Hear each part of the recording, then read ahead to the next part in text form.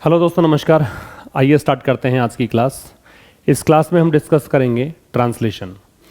Generally हम लोग Monday to Friday ठीक शाम 5 बजे जो क्लास होती है यूट्यूब पर, उसमें हम डिस्कस करते हैं इंग्लिश टू हिंदी ट्रांसलेशन और द हिंदू न्यूज़पेपर हम पढ़ते हैं।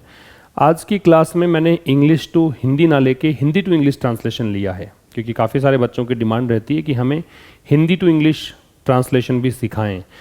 कारण ये है कि ये वाला जो सेशन है वो बहुत इंपॉर्टेंट है उन बच्चों के लिए जिनके परीक्षाओं में आजकल ऐसे प्रश्न पूछे जाते हैं।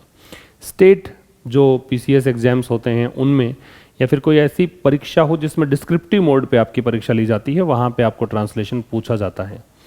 साथ ही ये उनके लिए भी बहुत उपयोगी है जो अपनी बेसिक अंडरस्टैंडिंग को डेवलप करना चाहते हैं, जो इंग्लिश को समझना चाहते हैं कि बेसिक से कैसे स्ट्रक्चर बनता है। और जब दोनों तरह के ट्रांसलेशन आपको आने लग जाए, हिंदी टू इंग्लिश और इंग्लिश टू हिंदी, तो फिर आपकी चीज़ें बहुत आसान बन जाती हैं। तो इसीलिए ये ट्रांसलेशन का वीडियो आज आपके लिए अपलोड कर रहा हूँ। और साथ में बता दूँ कि इसका डिस्क्रिप्शन में आपको एक लिंक मिलेगा टेलीग्राम चैनल का, वहाँ पे आपको पीडीएफ मिल जाता है जो भी सेशन होना होता है इवनिंग में। तो इसका पीडीएफ पहले ही अपलोड किया जा चुका था। साथ में आपको डिस्क्रिप्शन में लिंक आशीष क्लासेस एप्लीकेशन का भी मिलेगा और इंस्टाग्राम का भी मिलेगा, वहाँ पे भी आप कनेक्ट हो सकते हैं। तो आइए स्टार्ट करते हैं ये सेशन। सबसे पहले तो आपको वीडियो को पॉज करके खुद से इस सेंटेंस को ट्रांसलेट करना है and then I will let you know कि कैसे इसको ट्रांसलेट किया जा सकता है। तो देखिए, कह रहा है कि यह एक प्रसिद्ध कहावत है। और देखिए, और है वो कंजंक्शन है। इसका मतलब दो अलग अलग उपवाक्य लेफ्ट और राइट दे रखे हैं। तो पहला उपवाक्य दे रखा है यह एक प्रसिद्ध कहावत है, और दूसरा उपवाक्य दे रखा है किसी व्यक्ति के जीवन में महत्वपूर्ण भूमिका निभाती है। ठीक है, कहावत के लिए दे रखा है। तो पहले आप ये बनाइए यह एक प्रसिद्ध कहावत है, और किसी भी सेंटेंस को स्टार्ट करने के लिए पहले सब्जेक्ट लगाते हैं जनरली। तो इट इज़ या दिस इज। ठीक है, अगर नज़दीक के लिए कहें कि ये वाला तो दिस लग जाएगा। अगर कोई कहावत पहले से दे रखी है, उसका प्रोनाउन यूज़ करना है तो इट लग जाएगा। दोनों ही हो सकते हैं। It is a famous proverb. देखो, कहावत जो है ना, उसको हम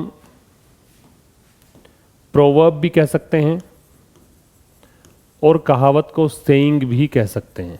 तो प्रोवर्ब और सेइंग दोनों का मतलब है कहावत। प्रसिद्ध को बोलते हैं फेमस। तो यह एक प्रसिद्ध कहावत है, it is a famous proverb. Saying भी कहा जा सकता था। फिर फुल स्टॉप तो नहीं लगेगा, और लगा रखा है तो लगाइए एंड। ये लग गया एंड। कह रहा है कि किसी व्यक्ति के जीवन में महत्वपूर्ण भूमिका निभाती है। कौन निभाती है? कहावत। इसका मतलब इट, ये कहावत के लिए आ रखा है। और निभाती है, सीधा आप इट तो दे ही रखा है, तो सीधा आप वर्ब पे आ जाइए। सब्जेक्ट लगा रखा है निभाती है। देखिए, ता है, ते है, ती है, जब लास्ट में आपको दे रखे होते हैं, है ना, वर्ब के एंड में, किसी भी क्रिया के अंत में ता है, ते है, ती है दे रखा होता है, तो ये रूटीन या रिपीटेड एक्शन होता है या हैबिचुअल एक्शन होता है, और प्रेजेंट सिंपल में आता है। तो निभाती है, निभाने को बोलते हैं प्ले, तो आ जाएगा प्लेज, क्योंकि इट सिंगुलर है। ठीक है, प्लेज। क्या? महत्वपूर्ण भूमिका। भूमिका को बोलते हैं रोल, और महत्वपूर्ण को बोलते हैं इंपॉर्टेंट, तो कहेंगे एन इम्पोर्टेंट रोल। चूंकि एडजेक्टिव तो नाउन से पहले लगेगा, तो रोल से पहले इंपॉर्टेंट लगेगा।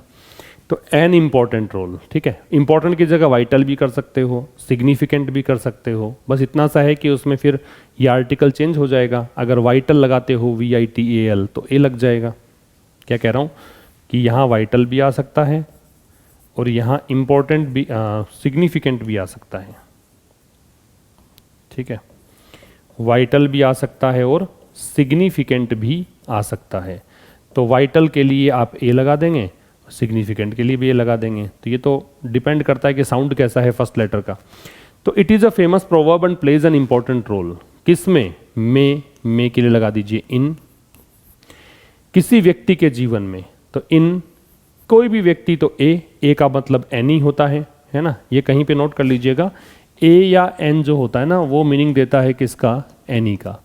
तो इन अ पर्सन्स, किसी व्यक्ति के जीवन में, लाइफ, इन अ पर्सन्स लाइफ। ये हो गया पहले का ट्रांसलेशन।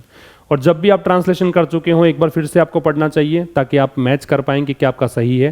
तो it is a famous proverb, यह एक महत्वपूर्ण कहावत है, यही दे रखा है। एंड और निभाती है, इट के लिए आ रहा है, और यह एक महत्वपूर्ण भूमिका निभाती है किसी भी व्यक्ति के जीवन में, यही बन रहा है। आप यहाँ पे ऐसा भी कर सकते थे, the life of a person, ठीक है, द लगाना पड़ेगा। अगर आप इधर लेके आओगे, ऑफ का प्रयोग करोगे, तो ये वाली लाइन ऐसे भी हो सकती है, the life of a person.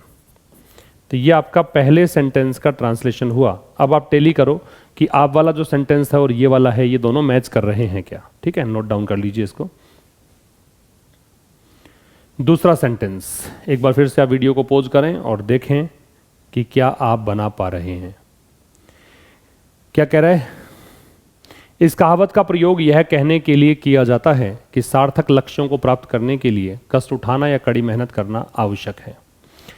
तो देखिए, इस कहावत का प्रयोग यह कहने के लिए किया जाता है कि जो है ना वो कंजंक्शन है यहाँ पे, तो फिर कंजंक्शन से पहले वाली बात करें, इस कहावत का प्रयोग यह कहने के लिए किया जाता है। आप देखोगे इसमें सब्जेक्ट क्या है, सब्जेक्ट आमतौर पर उस शब्द को कहा जाता है जिसको देखकर क्रिया लगाते हैं, ठीक है ना। जरूरी नहीं होता कि काम करने वाला ही सब्जेक्ट हो, काम करने वाला तो डूअर होता है, तो काम करने वाला ही होगा ऐसा नहीं है, लेकिन जिसको देखकर हम क्रिया लगाते हैं वो सब्जेक्ट है।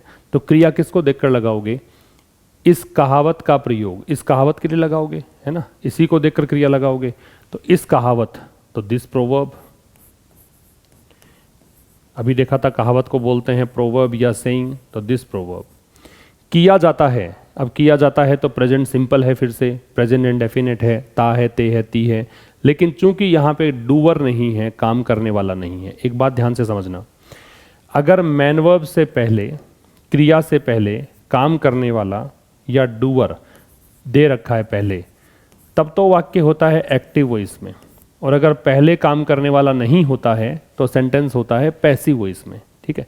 तो यहाँ काम करने वाला कोई नहीं है, कौन कह रहा है ये नहीं दे रखा, तो केवल आप इसको माने कि पैसिव वॉइस का वाक्य है। ये सब्जेक्ट भले ही हो सकता है लेकिन डूअर नहीं है सेंटेंस का। तो दिस प्रोवर्ब, बाकी कुछ को तो वैसे ही फील आ रहा होगा कैसे करना है, तो वैसे ही करें, कोई खास बात नहीं है। प्रयोग किया जाता है, तो दिस प्रोवर्ब इज यूज्ड, ये हो गया प्रयोग किया जाता है। पैसिव वॉइस में थर्ड फॉर्म आती है, और फर्स्ट फॉर्म का पैसिव इज-एम-आर के साथ थर्ड फॉर्म से बनता है। दिस प्रोवर्ब इज यूज्ड, कहने के लिए, टू से, ये हो गया कहने के लिए। तो this proverb is used to say, क्या, की के लिए लग जाएगा दैट। अब आगे पढ़ो, सार्थक लक्ष्यों को प्राप्त करने के लिए कष्ट उठाना या कड़ी मेहनत करना आवश्यक है। सब्जेक्ट क्या लगाओगे, सब्जेक्ट है यहाँ पे आवश्यक है ना, आवश्यक है, तो इसके लिए इट इज़ नेसेसरी यहाँ से शुरू कर सकते हो। वैसे इसका सब्जेक्ट बनेगा प्राप्त करना, है ना, टू अचीव या टू गेन, टू अटेन, है ना। लेकिन दैट चूंकि कंजंक्शन लग गया तो टू प्लस V0 तो लगना नहीं चाहिए, फिर यहाँ पे कंजंक्शन लग जाए, सीधा ही टू लगा दो आप। इससे बेहतर क्या है, इससे बेहतर है कि आप ऐसे करो, इट इज़ नेसेसरी, यह आवश्यक है, इट इज़ नेसेसरी। क्या चीज जरूरी है, जरूरी है कष्ट उठाना या कड़ी मेहनत करना, तो इट इज नेसेसरी टू, कष्ट उठाने को बोलते हैं बेयर पेन, ये हो गया कष्ट उठाना, या फिर सफर कर सकते हो, या के लिए बोलेंगे और, कड़ी मेहनत करना, कड़ी मेहनत करने को वर्क हार्ड। तो it is necessary to bear pain और वर्क हार्ड, किसके लिए, प्राप्त करने के लिए, और प्राप्त क्या करना है, सार्थक लक्ष्य, तो के लिए, टू अचीव, प्राप्त करना, टू अचीव, या आप कर सकते हो टू अटेन, यहां अचीव की जगह क्या लगाया जा सकता है, अटेन। अब आप अगर फोर लगाते के लिए को हिंदी में अगर के लिए है तो अंग्रेजी में फोर बनता है, फोर लगा दोगे तो आईएनजी लगेगा, अचीविंग आएगा, ठीक है। और क्या प्राप्त करना है, सार्थक लक्ष्य, सार्थक लक्ष्य, सार्थक का मतलब मीनिंगफुल या फिर वर्थवाइल, वर्थवाइल कह सकते हो, मीनिंगफुल कह सकते हो, ये दोनों ही सार्थक के लिए आ जाएंगे। और लक्ष्य को बोलेंगे गोल्स। ये बन गया दूसरे का ट्रांसलेशन। समझ में आ रही बात?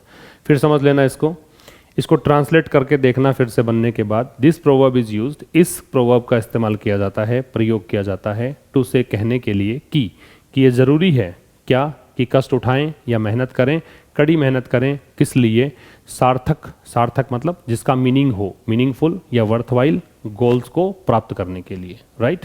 तो ये हो गया दूसरे का ट्रांसलेशन, इसको नोट डाउन करिए आप। फिर आइए आप तीसरे में, फिर से वही प्रोसेस, एक बार वीडियो को पॉज करें और देखें बनाकर बन रहा है क्या। थोड़ा सा टिकलिश टाइप है ये वाला, थोड़ा सा ध्यान से समझिए। आज जो दर्द महसूस कर रहा है वह कल महसूस होने वाली ताकत होगी। अब यहाँ पे जो ताकत होगी ना, वही सब्जेक्ट बनेगा पहले वाले का। आज जो दर्द महसूस कर रहा है, महसूस करने वाला तो व्यक्ति है, लेकिन यहाँ पे दर्द जो है ना वो ताकत होगी कल की। तो यूँ कर सकते हैं, द पेन, दर्द जो, अब जो के लिए आप विच लगाओ, दैट लगाओ, मत लगाओ तो भी कोई दिक्कत नहीं है। The pain one feels today. अब इसको ध्यान से पढ़ो, क्या मतलब हो गया? वो दर्द जो कोई व्यक्ति महसूस कर रहा है आज। अब आप पूछोगे कि सर ये रहा है, आ रहा है, मीन्स कंटिन्यूअस एक्शन है, रहा है, रहे हैं, रही है, तो प्रेजेंट कंटिन्यूअस लगना चाहिए। लेकिन फील जो है ना, ये एक ऐसी क्रिया है जिसके साथ में हम कंटिन्यूअस लगाते नहीं है, मतलब क्रिया के रूप में। वैसे तो आप कहते ही हो फीलिंग, कि मेरी फीलिंग को समझने की कोशिश करो, try to understand my feeling, है ना, वो नाउन होता है। ये फीलिंग वर्ब की बात कर रहा हूँ, तो उसमें आईएनजी नहीं लगाना होता, तो इसलिए आप प्रेजेंट सिंपल में लेकर चला करो। तो क्या बनाओगे? The pain one feels today. आज जो कोई दर्द महसूस कर रहा है वो होगी, होगी तो विल बी, क्या होगी? ताकत, कल महसूस होने वाली ताकत। The pain one feels today will be the strength, वो होगी ताकत। अब ये स्ट्रेंथ से पहले मैंने द लगा दिया, ठीक है। क्यों लगा दिया? क्योंकि ये स्ट्रेंथ भी फील करने वाला, मतलब स्ट्रेंथ किसके लिए है? इस दर्द के लिए है, निश्चित हो रहा है। यहाँ पे पेन कौन सा है? जो दर्द जो महसूस कर रहा है कोई व्यक्ति, तो यहाँ भी निश्चित है। The pain one feels today will be the strength. अब ये फिर से, जो वन है ना, फील्स टुमारो, जो कल महसूस करेगा, समझ रहे हो? तो द पेन, अब ध्यान से देखो ये कैसे बना, ये ऐसे बना, द पेन, दर्द जो है वो होगी, विल बी द स्ट्रेंथ, ताकत, ठीक है। अब बीच में क्या है? वो दर्द जो कोई व्यक्ति आज महसूस कर रहा है, वो कल क्या करेगा? उसको ताकत के रूप में महसूस करेगा, यही तो है। तो will be the strength one feels tomorrow. तो इस प्रकार से बनेगा तीसरे वाला। इसको आप टेली करो, देखो कहाँ गलती आपने की थी। फिर आइए नंबर 4 पे, वीडियो को पॉज करें, देखें, बनाएं।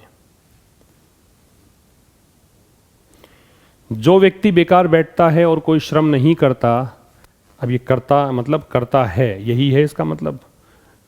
जो व्यक्ति बेकार बैठता है और कोई श्रम नहीं करता है, वह अपने जीवन में कुछ भी प्राप्त नहीं कर सकता है। यही तो ट्रांसलेशन है इसका, मतलब यही तो बनाना है आपको। करता है बनेगा, मतलब प्रेजेंट ही मानना है, करता ऐसा नहीं कि पास्ट है। अब देखिए, ऐसा कई बच्चे ऐसे भी करते हैं, सीधा सीधा शब्दों को देखकर ही स्टार्ट हो जाते हैं। थोड़ा हिंदी से अलग है, अंग्रेजी अलग भाषा है, इसलिए सीधा आप लिटरल स्टार्ट मत हुआ करो। कहीं आपने बनाना शुरू कर दिया, जो लगा दिया हु, आपने सुना हुआ है कहीं पे कि जो के लिए लगाते हैं हु, तो लगा दिया। व्यक्ति, पर्सन, बेकार, आइडल, बैठता है, सिट्स, तो बनेगा नहीं सेंटेंस। तो इसलिए पहले सेंटेंस में सब्जेक्ट देखो। तो जो व्यक्ति बेकार बैठता है, ठीक है, तो जो व्यक्ति वन कर सकते हो। अब वन हु, वह जो, एक ही तो बात है। जो व्यक्ति मतलब वह व्यक्ति जो, तो वन हु बैठता है, क्रिया आएगी। वन सिंगुलर है तो सिट्स, और बेकार को बोलते हैं आइडल। बेकार मतलब कोई काम नहीं कर रहा, निठल्ला बैठा है, तो वन हु सिट्स आइडल। तो जो व्यक्ति बेकार बैठता है, और के लिए एंड, ठीक है। कोई श्रम नहीं करता है, अब फिर से वन ही सब्जेक्ट है, सब्जेक्ट वन है और करता है। अगर देखें प्रेजेंट सिंपल है, तो फिर इसको प्रेजेंट सिंपल में नेगेटिव वाक्य डू या डज से बनते हैं। एंड डज नॉट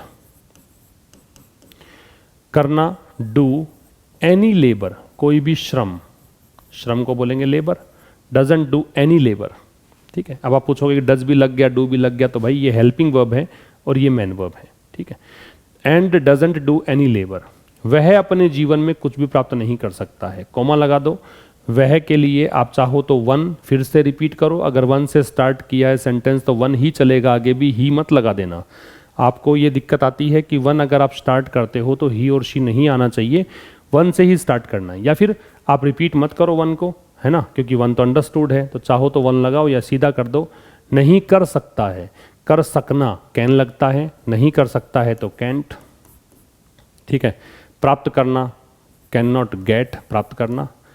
कुछ भी, एनीथिंग, चूंकि नेगेटिव है तो नथिंग तो मत लगाना, क्योंकि कैन नॉट जो है नोट आ चुका, कैन नॉट गेट एनीथिंग अपने जीवन में, इन वंस लाइफ, चूंकि वन दे रखा था तो वन का जीवन तो वंस होगा, अगर ही होता, समबडी होता तो हिज हो जाता, तो ये हो जाएगा वन हु सिट्स आइडल, जो व्यक्ति बेकार बैठता है, and doesn't do any labour, और कोई भी श्रम नहीं करता है, एनी इससे लगाए, कोई भी दे रखा है, लेबर का मतलब श्रम, वह कुछ भी प्राप्त नहीं कर सकता, तो वह के लिए आप चाहो तो वन लगा दो, कैन नॉट गेट, या फिर वन यहां दे रखा था तो अंडरस्टूड मान लिया, कैन नॉट गेट एनीथिंग, कुछ भी प्राप्त नहीं कर सकता अपने जीवन में, अपना जीवन मतलब वंस लाइफ, अगर यहां ही होता तो यहां पे आता हिज लाइफ, ठीक है, इसको टेली करो, नोट डाउन करो। फिफ्थ वन क्या कह रहा है, जीवन गुलाबों की सेज नहीं है और एक सम्मानित और अच्छी स्थिति प्राप्त करने के लिए सभी को कड़ी मेहनत करनी पड़ती है, ठीक है, पहले इतना ही बनाओगे ना, जीवन गुलाबों की सेज नहीं है, फिर और लग गया कंजंक्शन, फिर आगे वाला पार्ट बनाएंगे, तो जीवन गुलाबों की सेज नहीं है, कौन है सब्जेक्ट, जीवन, और फिर दे रखा है वर्ब नहीं है, तो जीवन, जीवन को लाइफ, अब लाइफ के पहले कुछ को लगेगा कि दे लगा दें, ठीक है, लाइफ के पहले दे लगता नहीं है, क्यों, क्योंकि ये एक एब्स्ट्रैक्ट नाउन होती है, जब तक कि लाइफ स्पेसिफिक नहीं है, अगर किसी का जीवन, किसका जीवन ये दे रखा है तो दे लगाओ, नहीं दे रखा है तो लाइफ लगाओ, तो नहीं है लाइफ इज, अगर है तो इज, नहीं है तो इज नॉट। क्या, गुलाबों की सेज, सेज का मतलब बिस्तर है, तो अब बेड, किसका, गुलाबों का, रोजेज, ये कहावत आपने सुनी भी हो शायद, life is not a bed of roses, ठीक है, तो जीवन गुलाबों की सेज नहीं है, और के लिए एंड, कंजंक्शन तो लगा ही सकते हो, तो life is not a bed of roses, गुलाबों की सेज नहीं है, और एक सम्मानित और अच्छी स्थिति प्राप्त करने के लिए सभी को कड़ी मेहनत करनी पड़ती है। दो तरीके बताता हूं, या तो सीधा कर दो करने के लिए, ये सब्जेक्ट बन जाएगा, या फिर सभी को पहले ये बना दो फिर आगे इसको लेके चले जाओ, है ना, यहां से भी बन सकता है वाक्य, पहले मैं ये बना के बताता हूं, सभी को कड़ी मेहनत करनी पड़ती है, लेकिन चूंकि ये जुड़ेगा नहीं, फिर सभी को कड़ी मेहनत करनी पड़ती है इसके लिए, है ना, तो आप चाहो तो बनाओ, देखो सभी के लिए ऑल लगा सकते हो, एवरीवन लगा सकते हो, एंड ऑल, करना पड़ता है, ऐसा कोई दे रखा हो ना, कोई भी काम करना पड़ता है तो हैज़ टू हैव टू लगाते हैं, ठीक है ना, अंडर कंपल्सन, मजबूरी है, फोर्स्ड हो कुछ काम करने के लिए तो क्या लगाओगे, हैज़ टू या हैव टू, ऑल लगाओगे तो have to and all have to, क्या, कड़ी मेहनत करना, डू हार्ड वर्क या वर्क हार्ड, अगर डू लगाते हो तो हार्ड वर्क लगाना, ठीक है, और अगर डू नहीं लगाते हो तो वर्क लगा देना, क्रिया बन जाएगी हार्ड वर्क, तो all have to work hard, किसके लिए, करने के लिए, तो ये आ गया टू, क्या करना है, प्राप्त करना है, टू गेट, क्या प्राप्त करनी है, एक सम्मानित और अच्छी स्थिति, नाउन तो ये है, और सम्मानित और अच्छा जो है इसका एडजेक्टिव है, टू गेट, सम्मानित को बोलेंगे अ रेप्यूटेबल, रेप्यूटेड कह सकते हो, या फिर रेस्पेक्टेड कह सकते हो, रेस्पेक्टफुल कह सकते हो, सम्मानित रेस्पेक्टफुल, रेस्पेक्टेड तो मत करना, जनरली व्यक्ति के लिए रेस्पेक्टेड लगाते हैं, ए रेस्पेक्टफुल, और एंड अच्छी स्थिति, अच्छी के लिए, गुड स्थिति के लिए, कंडीशन, सिचुएशन, अच्छा वेल मत लगा देना यहाँ पे, क्योंकि गुड एडजेक्टिव है और सिचुएशन यहाँ पे नाउन है तो एडजेक्टिव आएगा, वेल लगा दोगे तो वेल एडवर्ब बन जाएगा जो नाउन की विशेषता नहीं बताता है, तो life is not a bed of roses and all have to do hard work to get a respectful and good situation, ये बात उल्टा भी हो सकता है, एंड के बाद ऐसा लगा दो, टू, ये वाला, to get a respectful and good situation, फिर ऑल हैव टू या एवरीवन हैज टू, सभी के लिए ऑल भी लगाया जा सकता है, सभी के लिए ऑल भी लगाया जा सकता है, और एवरीवन या एवरीबडी भी लगाया जा सकता है, अगर एवरीवन लगाते हो तो सिंगुलर हैज टू लगाना, ऑल लगाते हो तो प्लूरल हैव टू लगाना, ये दोनों में डिफरेंस हो जाएगा, ठीक है, इसको नोट डाउन करो। फिर देखो, धीमी गति से बढ़ना ठीक है, लेकिन, अब लेकिन तो कंजंक्शन है, तो इससे पहले पहले देखो, धीमी गति से बढ़ना ठीक है, बढ़ना मतलब ग्रो करना, अब क्रिया ही सब्जेक्ट बनेगी यहाँ पे, क्योंकि और तो कोई सब्जेक्ट है नहीं, धीमी गति तो है नहीं, यहाँ तो बढ़ने की बात कर रहा है, बढ़ना ठीक है, ये इसकी क्रिया है, बढ़ना फिर है ना, तो टू ग्रो, बढ़ना या ग्रोइंग, टू ग्रो, बढ़ना, इसमें इंक्रीज मत कर देना, ये ग्रो का मतलब है प्रगति करना या प्रोग्रेस करना, तो टू प्रोग्रेस भी कह सकते हो, टू ग्रो भी कह सकते हो, धीमी गति से, टू ग्रो स्लोली, धीमी गति से, है इज ठीक है, इज ऑल राइट या इज ओके, तो to grow slowly is okay, या फिर कर सकते हो इज ऑल राइट लेकिन, लेकिन के लिए क्या लग जाएगा, बट। व्यक्ति को काम करते रहने की जरूरत है, व्यक्ति, अभी व्यक्ति कौन सा है पता नहीं, इसलिए वन लगा दो या फिर अ पर्सन लगा दो, है ना, चूंकि इंडेफिनेट है। जरूरत है, जरूरत को बोलते हैं नीड, चूंकि पर्सन सिंगुलर है तो आ जाएगा नीड्स। अब क्या करना है, इसको काम करते रहना है, काम कंटिन्यू करना है, केवल इतना होता काम करना तो नीड्स टू वर्क, लेकिन काम कंटिन्यू करना है तो नीड्स टू कीप वर्किंग, ये होता काम करते रहना। कीप के साथ आईएनजी लगाते हो तो इसका मतलब है कोई भी काम को कंटिन्यू करना। आप चाहो तो इसको ऐसे भी कर सकते हो, नीड्स टू वर्क कंटिन्यूअसली, वो भी सही हो जाएगा, ठीक है। तो to grow slowly is okay, बढ़ना धीमी गति से, इज ओके सही है। आप यूँ कहोगे स्लो पेस पर, तो to grow at slow pace, है ना, ऐसा भी हो सकता है। इज ओके ठीक है, इसको ऑल राइट भी कर सकते हो, फाइन भी कर सकते हो, है ना। लेकिन एक व्यक्ति को ज़रूरत पड़ती है, तो किसी भी व्यक्ति को ज़रूरत होती है क्या करने की, काम करते रहने की, काम करते रहना, कीप वर्किंग, ठीक। इसका ले लीजिए स्क्रीनशॉट या फिर नोट डाउन कर लीजिए। फिर देखिए नंबर 7, बना के देखो पहले आप। यह ठीक ही कहा गया है कि यदि कोई इंद्रधनुष का आनंद लेना चाहता है तो उसे तूफान सहने के लिए तैयार रहना चाहिए। सेंटेंस कितना ही बड़ा हो, तरीके अगर आपको आ गए हैं तो आप बना पाओगे। की तो कंजंक्शन है यहाँ पे, की यहाँ तक बना लो पहले। यह ठीक ही कहा गया है, देखिए आ ई ए के बाद में है जब आता है, ये बातें नहीं पता हो ना तो नोट डाउन कर लेना। आ ई या ए के बाद में अगर है आता है तो इसका मतलब वो टेंस कौन सा है, प्रेजेंट परफेक्ट है। एक तो ये बात ध्यान रखना, अगर आ ई ए के बाद में है आता है तो टेंस कौन सा है, प्रेजेंट परफेक्ट, ये बात आपको पता होनी चाहिए।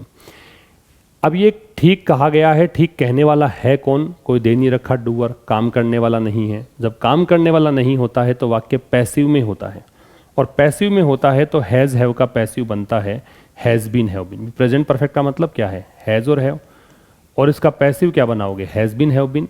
यह के लिए दिस कर सकते हो या इट कर सकते हो, है ना। It has been, it has, ठीक, ठीक को बोलेंगे करेक्टली, इट हैज़ करेक्टली या it has rightly, it has rightly, और चूंकि पैसिव बनाना है तो बीन लगाओ। ये है मॉडल, सॉरी जो हेल्पिंग वर्ब है, और बी बीन बीइंग है, उसके बीच में एडवर्ब लगेगा। इट हैज़ राइटली बीन कहा गया है, कहने को बोलते हैं से की थर्ड फॉर्म होती है सेड, तो this has rightly been said, ऐसा ठीक कहा गया। आप बोलोगे सर ऐसा कर दूं, this is rightly said, this is correctly said, वो भी ठीक है, लेकिन कहा गया है ये लिटरल ट्रांसलेशन नहीं बनेगा, फिर वो बनेगा ऐसा कहा जाता है ना, प्रेजेंट सिंपल का पैसिव बनेगा वो। तो it has rightly been said, की के लिए लगा दोगे दैट। अब देखो, यदि कोई इंद्रधनुष का आनंद लेना चाहता है, अब यदि के लिए लगाओगे इफ। अब सब्जेक्ट क्या है, यदि कोई मतलब एनीवन कर सकते हो, लेकिन जब सेंटेंस अफर्मेटिव हो, सकारात्मक हो, तो एनीवन नहीं लगता, समवन, है ना। या फिर इफ वन ऐसा कर सकते हो, तो इफ समवन, यदि कोई चाहता है, प्रेजेंट सिंपल है, क्रिया लगेगी वांट्स टू, आनंद लेने को बोलते हैं enjoy. If someone wants to enjoy क्या, अ रेनबो, इंद्रधनुष, इंद्रधनुष को बोलते हैं रेनबो। और रेनबो चूंकि काउंटेबल नाउन है तो ए लग जाएगा इससे पहले, काउंटेबल हो, सिंगुलर हो तो आर्टिकल लगाया करो, ठीक है। If someone wants to enjoy a rainbow, तो के लिए कॉमा लगा दो, तो लगाने की जरूरत नहीं है, और तो लगाना चाहो तो THEN देन लगाना, है ना, कॉमा, या क्या लगाओगे THEN, ये वाला देन। हम कई बार गलती कर देते हैं, THAN लगा देते हैं, वो गलत हो जाएगा, ठीक है। वो देन तुलना करने के लिए आता है, कंपैरिजन के लिए आता है। फिर कह रहा है तो उसे तूफान सहने के लिए तैयार रहना चाहिए, उसे रहना चाहिए तैयार, उसे के लिए ही, समवन के लिए ही लगा दोगे। तैयार रहना चाहिए, चाहिए लगाते हो, एक तो है आवश्यकता के लिए चाहिए, तब तो लगता है नीड, और ये चाहिए कोई भी काम करना चाहिए, सजेशन है तो शुड लगेगा, सजेशन के लिए, सलाह के लिए शुड लगेगा, ही शुड। तैयार रहना चाहिए, ही शुड बी रेडी, तो उसे तैयार रहना चाहिए, किसके लिए, टू, सहने के लिए, सहने को बोलते हैं टॉलरेट, ठीक है। वैसे सामना करना होता तो फेस कर देते, सहन करना है तो टॉलरेट कर दो, एंड्योर कर दो, इसको एंड्योर भी कर सकते हो। टू टॉलरेट क्या, तूफान, तूफान को बोलेंगे स्टॉर्म। चूंकि एक तूफान की बात तो है नहीं तो स्टॉर्म्स कर दें तूफानों का, है ना, वो सही रहेगा। मतलब अंडरस्टूड कॉन्टेक्स्ट है, तूफानों ज़्यादा सही रहेगा, क्योंकि एक तूफान की तो बात है नहीं कि कोई एक स्टॉर्म की बात करें। ठीक है, तो टू टॉलरेट स्टॉर्म्स ये आएगा। इसको पढ़ के देखो, it has rightly been said, ऐसा ठीक ही कहा गया है कि यदि कोई चाहता है कि इंद्रधनुष का आनंद लूँ तो उसे क्या करना चाहिए, तैयार रहना चाहिए। He should be ready, get ready भी कह सकते हैं। टू टॉलरेट सहन करने के लिए या सामना करने के लिए, किसका, स्टॉर्म्स का। अगर सामना करना ही आता तो फेस लगा देते हैं अपन। ठीक है, इसका स्क्रीनशॉट ले सकते हैं आप। फिर है नंबर 8, एक बार जब यह हमें सिखाना समाप्त कर देता है तो दर्द दूर हो जाता है। तो एक सेंटेंस तो क्या है, एक बार जब हमें सिखाना समाप्त कर देता है तो दर्द दूर हो जाता है। इस प्रकार के जो सेंटेंसेस होते हैं ना, कि ऐसा होता है तो ऐसा हो जाता है, इसमें उल्टा पुल्टा ही बना सकते हो आप, उल्टा लेके चल सकते हो, दर्द दूर हो जाता है ना। तो ये दर्द कौन सा है जो सिखा रहा है, वही दर्द है, तो द पेन निश्चित हो गया, द पेन। दूर होने को बोलते हैं गोज अवे, चूंकि हो जाता है प्रेजेंट सिंपल है, तो पेन को देखकर गोज दूर होना अवे, या लीव्स भी कर सकते हो, द पेन गोज अवे। कब, एक बार, वंस, जब एक बार। अब ये जब एक बार वंस ही सही है, वैन लगाने की जरूरत नहीं है इसमें। वंस, यह किसके लिए आ रहा है, पेन के लिए। इट, सिखाना समाप्त करने को बोलते हैं फिनिशेज, या फिर कर दो स्टॉप्स, रोक देता है। इट फिनिशेज या स्टॉप्स, इन दोनों के साथ आईएनजी लगा सकते हो। इट फिनिशेज, सिखाने को बोलेंगे टीच, और आईएनजी लगाएंगे टीचिंग। और हमें के लिए अस। तो द पेन गोज अवे, तो दर्द दूर हो जाता है जब एक बार यह हमें सिखाना बंद कर देता है, समाप्त कर देता है। दोनों के साथ आईएनजी लग सकता है, फिनिश के साथ भी आईएनजी और स्टॉप के साथ भी आईएनजी। जेरेंड रूप ले लेते हैं अपने बाद में, तो आईएनजी लग गया टीचिंग, है ना, अस हमें। स्क्रीनशॉट ले सकते हैं। और एक ये सेंटेंस दे रखा है आपको, इस प्रकार यह कहावत हमें सिखाती है कि, फिर देखो की आ गया तो कंजंक्शन आ गया, पहले यहां तक बनाओ। इस प्रकार को बोलते हैं 10। यह कहावत, दिस प्रोवर्ब, है ना, यहां तो इट प्रोवर्ब आ नहीं सकता क्योंकि यह कहावत दे रखा है साथ में, तो दिस प्रोवर्ब या दिस सेइंग हमें सिखाती है तो सिखाने को टीच, और प्रोवर्ब सिंगुलर है तो टीचेज हमें, अस, की, दैट। ये प्रेजेंट सिंपल ही तो है, ये ता है, ते है, ती है वर्ब के बाद में, है ना। तो 10 this proverb teaches us that. अगर कोई सफल होने की इच्छा रखता है, अगर के लिए फिर से इफ, कोई, समवन या वन इच्छा रखता है, इच्छा रखने को बोलते हैं विश, चूंकि सिंगुलर है तो विशेज। फिर से देखो, ता है, ते है, ती है, प्रेजेंट सिंपल ले लिया, वन सिंगुलर है तो विशेज।